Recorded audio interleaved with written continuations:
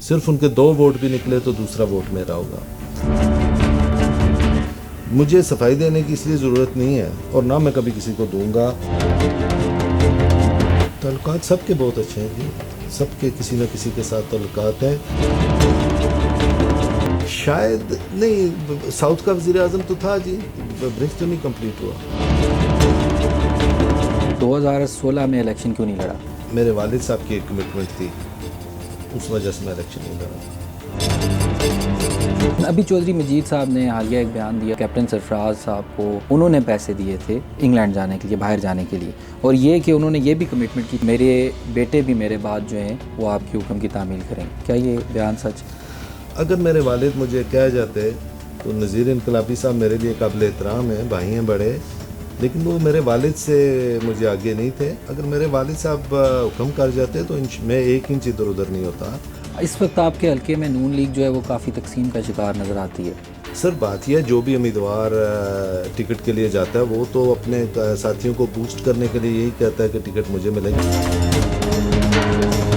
आप नहीं समझते कि अजीम बख्श साहब के जो सीनियर आपकी क़यादत है उनके साथ अच्छे ताल्लुकात हैं तो उनके चांसेस ज़्यादा हैं टिकट मिलने के? जो फैसले होते हैं वो ताल्लुकात पे नहीं, ग्राउंड रियलिटी पे हल्के की पोजीशन देख। 2016 के इलेक्शन नज़ीर इनकलाबी साहब 500 वोट से हारे। क्या आप ये नहीं समझते कि उनकी पोजीशन स्ट्रॉन्ग है टिकट के लिए? 2016 का इलेक्शन है, उसमें एक जहन में रखें आप कि हम लोग सब इकट्ठे थे। उससे पहले जो 2 इलेक्शन लड़े हो उन्होंने हमारे बगैर, उसमें पोजीशन और थी, हम साथ थे तो पोजीशन और थी। अगर आपको टिकट ना मिला तो इंशाल्लाह टिकट लेंगे हम लोग और टिकट पे इलेक्शन लड़ेंगे। लोग समझते हैं कि आप आखिर में विड्रॉ कर लेंगे। मैं बड़ा कमिटेड सा आदमी हूँ जी। मैं साथियों को कहा, मैंने कहा जी आप इलेक्शन की तैयारी करो, इलेक्शन लड़ेंगे हम और इंशाल्लाह टिकट पे लड़ेंगे। 4 साल आप मुल्क से बाहर रहे, तो क्या आप समझते हैं कि ये 1 साल उसका उजाला कर लेगा? मैं तो मुल्क से बाहर था, जो मुल्क के मौजूद थे वो भी गायब, कैसे तो सब गायब थे। कुछ लोग ये समझते हैं कि आपके इलेक्शन लड़ने से बैंस बरादरी का वोट जो है वो तकसीम हो जाएगा और इससे चौधरी मजीद साहब के जीतने के चांसेस बढ़ जाएंगे। नहीं, वो तो तब है ना जी, हम अगर 2 लड़ेंगे तो मैं एक बात आपको बता दूं कि मैं इस वक्त खालकाबाद से लेकर पलाक तक अल्लाह के फजल से हर पोलिंग स्टेशन पे हूँ। मैं बेटर पोजीशन में हूँ। अगर आपको टिकट नहीं मिलता, आप क्या आज़ाद उम्मीदवार की हैसियत से खड़े होंगे? देखें जी, मैं बड़ा कमिटेड सा जुनूनी किस्म का नून लीगी हूँ और पार्टी पे मैं बिलीव करता हूँ। जहाँ तक दूसरी बात की है, इंशाल्लाह वो सूरत आएगी नहीं इंशाल्लाह। नून लीग का बयानिया गिलगित बल्तिस्तान में सिर्फ 2 सीटें ले सका। जी हाँ। क्या आप समझते हैं कि फ़ौज मुखालिफ बयानिया आज़ाद कश्मीर में नून लीग को भी शिकस्त दे देगा? मियाँ साहब का ये जो बयानिया है कि वोट को इज्जत दो, जब तक आपके मुल्क में जमहूरियत नहीं आती उस वक्त तक आपके मसाइल हल नहीं होंगे और आप माशी तौर पे तरक्की नहीं कर सकते। आप समझ रहे हैं कि फ़ौज इंटरफेयर करती है इलेक्शंस में? पाकिस्तान के अंदर जो कुछ हुआ कि वो 60-70 लोग हैं, वो जुनीजो साहब की काबीना में भी थे। आहिस्ता सब गवर्नमेंट्स जितनी आई हैं वो क्यों मूव हो जाते हैं इधर? वो क्या समझते हैं कि उनको ख्वाब तो आता नहीं। लेकिन जब नून लीग ने इलेक्शन जीता था तब नहीं हुआ? तब भी हुआ। देखें, आप एक गलती को मिसाल बना के दूसरी गलती तो नहीं कवर कर सकते। 2016 का इलेक्शन जो था वो क्या आपके वालिद मरहूम और नज़ीर इनकलाबी के दरमियान कोई डील थी जिसमें ये तय हुआ था कि इस दफ़ा कैप्टन सरफराज साहब इलेक्शन लड़ेंगे और अगला इलेक्शन नज़ीर इनकलाबी साहब लड़ेंगे? 2021 के इलेक्शन में वफाक इंटरफेयर करेगी? तो मेरे ख्याल हम लोग वेल ट्रेंड हैं सियासी कारकुन और गवर्नमेंट भी है और मेरे ख्याल मीडिया की मौजूदगी में बहुत मुश्किल होगा इसमें।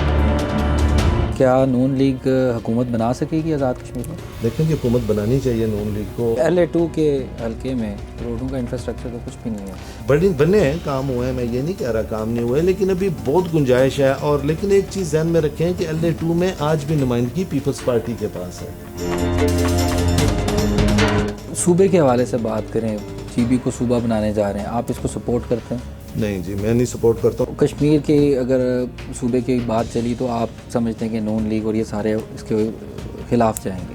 देखें जी, उसमें तो फारूक हैदर साहब का वाज़ेह बयान आ गया है कि कश्मीर बचाओ तहरीक या इस तरह का, तो उसमें जो भी जी एज ए पोलिटिकल वर्कर हमारा रोल हुआ वो अदा करेंगे इंशाल्लाह। फारूक हैदर साहब ने कहा था कि मंगला डैम मुतासरीन को हम एकोमोडेट करेंगे, जी हाँ। हुकूमत का आखिरी साल है, अभी तक क्यों नहीं वादा वफा हो सका? आज़ाद कश्मीर गवर्नमेंट ने with in limits maximum accommodate किया है, लेकिन गवर्नमेंट ऑफ आज़ाद कश्मीर काफ़ी दफ़ा रिक्वेस्ट कर चुकी है गवर्नमेंट ऑफ पाकिस्तान को, बल्कि प्राइम मिनिस्टर ऑफ पाकिस्तान यहाँ आए थे, आपको शायद याद होगा, लेकिन उन्होंने 1 रुपए का भी ऐलान नहीं किया। वो बड़ी मायूस कुन बात थी। लोग कहते हैं कि नज़ीर इनकलाबी साहब ने कैप्टन सरफराज मरहूम के वोटरों का काम नहीं किया। देखिए जी, बाज़ जगहों पे अब मैं ये नहीं कहता कि 100% काम उन्होंने किए, लेकिन बाज़ जगहों पे बाज़ लोग खुश नहीं हैं। बहुत सारों का ये मानना है कि आपने नज़ीर इनकलाबी की सही तरह सपोर्ट नहीं की। मुझे सफाई देने की इसलिए ज़रूरत नहीं है, और ना मैं कभी किसी को दूंगा। आप समझते हैं कि अगर वज़ीर आज़म साउथ का होता तो ये ब्रिज कंप्लीट हो चुका होता? नहीं, साउथ का वज़ीर आज़म तो था जी, ब्रिज तो नहीं कंप्लीट हुआ।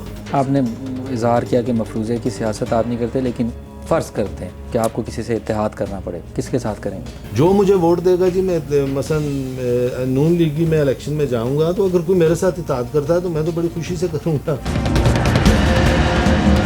सियासतदान जो होते हैं वो बड़े रोमांटिक होते हैं। जी हाँ। तो आपने कितनी मोहब्बत की? यार मुझे मोहब्बत अपनी मिसेस से हुई। तो क्या मशागिल हैं सियासत के अलावा? मैं क्रिकेट खेलता रहा हूँ 2012 तक। उसके अलावा मैं रीडिंग का, म्यूज़िक कभी कभार, अभी टाइम नहीं मिलता, लेकिन मैं कोशिश करता हूँ, सुनता हूँ, कोई अच्छी किताब मिल जाए पढ़ लेता हूँ।